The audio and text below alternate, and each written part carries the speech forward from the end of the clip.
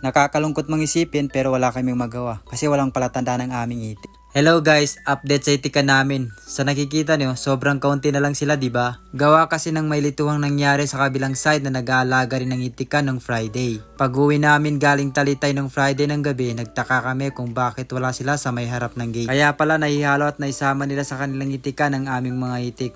Kaya hindi sila nakauwi ng gabi ngayon.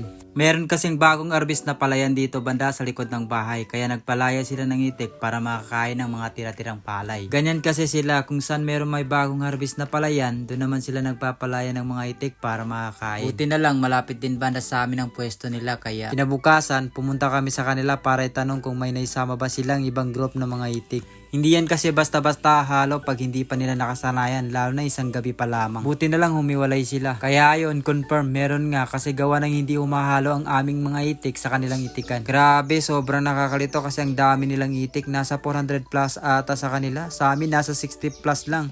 Kaya iilan lang ang nakuha namin, nasa 34 pieces lang ata. Kaya yung ibang itik namin hindi na namin nakuha. Gawa ng humalo sila at nakakulong at may palatandaan ng kanilang mga itik. Yung iba wala. Kaya no choice kami, yung nakahiwalay lang ang aming nakuha. Sayang kasi baka next week mangingitlog na ulit sila. Wala na, kumuunti na sila eh. Nasa ano na lang ata, nasa 36. 32 ata, 34. I-update ko na lang kayo guys pagdating ng bagong itik namin. Kasi bumili ulit si kuya eh. Thanks for watching! Bye!